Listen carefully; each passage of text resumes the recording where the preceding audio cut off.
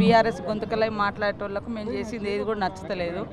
బీజేపీని చేయమంటే దేశంలో సాధ్యం కాదని బీజేపీ నాయకులు ఇక్కడ సన్నాయి నొక్కులు నొక్కుతారు. మేము చేసింది మాత్రం అబద్ధమని ఒక దిక్కు బీజేపీ మాట్లాడతారు, వాళ్ళ ఫాలోవర్స్ వివిధ రూపాలలో ఉన్నోళ్ళు మాట్లాడతారు. కాబట్టి ఏం తప్పునో చెప్పమంటే చెప్పడం లేదు.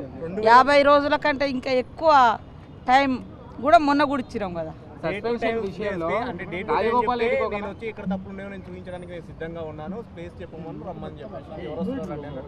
రేపు ఎమ్మెల్సీ మండలి ఉంటాయి కదా, అందులోనే డిస్కస్ చేయమని, లేకుంటే ఎక్కడైనా కూర్చోబెట్టి చెప్పచ్చు కదా, దానిదేముంది. 2011లో రాహుల్ గాంధీ ఏ విధంగా అయితే మన్మోహన్ ప్రభుత్వం పైన ఏ విధంగా కాగితాలు చేశాడు, నేను కూడా ఇప్పుడు అదే చేశాను.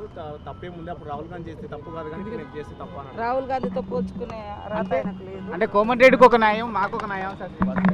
ఆయన గురించి ఆయన బాగా ఆలోచించుకొని మాట్లాడాలి, ఎక్కువ ఆలోచించుకొని మాట్లాడితే బాగుంటుంది చాలా. రాహుల్ గాంధీ గారిని కోట్ చేసినంటేనే ఆయన గురించి అర్థమైపోయింది. బీఆర్ఎస్ గొంతుకలై మాట్లాడేటోళ్లకు మేము చేసింది ఏది కూడా నచ్చలేదు. బీజేపీని చేయమంటే దేశంలో సాధ్యం కాదని బీజేపీ నాయకులు ఇక్కడ సన్నాయి నొక్కులు నొక్కుతారు. మేము చేసింది మాత్రం అబద్ధమని ఒక దిక్కు బీజేపీ మాట్లాడతారు, వాళ్ళ ఫాలోవర్స్ వివిధ రూపాలలో ఉన్నోళ్ళు మాట్లాడతారు. కాబట్టి ఏం తప్పునో చెప్పమంటే చెప్పడం లేదు. 50 రోజుల కంటే ఇంకా ఎక్కువ టైం కూడా మొన్న కూడా ఇచ్చినాం కదా. సస్పెన్షన్ విషయంలో రాజగోపాల్ రెడ్డికి నేను వచ్చి ఇక్కడ తప్పులు ఉన్నాయో నేను చూపించడానికి నేను సిద్ధంగా ఉన్నాను, ప్లేస్ చెప్పమని రమ్మని చెప్పాను. రేపు ఎమ్మెల్సీ మండలి ఉంటాయి కదా, అందులోనే డిస్కస్ చేయమని, లేకుంటే ఎక్కడైనా కూర్చోబెట్టి చెప్పచ్చు కదా, దానిదేముంది.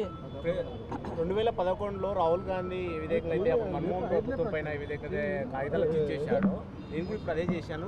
తప్పేముంది, అప్పుడు రాహుల్ గాంధీ చేస్తే తప్పు కాదు కానీ నేను చేస్తే తప్ప. రాహుల్ గాంధీతో పోల్చుకునే అంటే కోమటిరెడ్డికి ఒక న్యాయం, మాకు ఒక న్యాయం. ఆయన గురించి ఆయన బాగా ఆలోచించుకొని మాట్లాడాలి, ఎక్కువ ఆలోచించుకొని మాట్లాడితే బాగుంటుంది చాలా. రాహుల్ గాంధీ గారిని కోట్ చేసినంటేనే ఆయన గురించి అర్థమైపోయింది. ఓకే.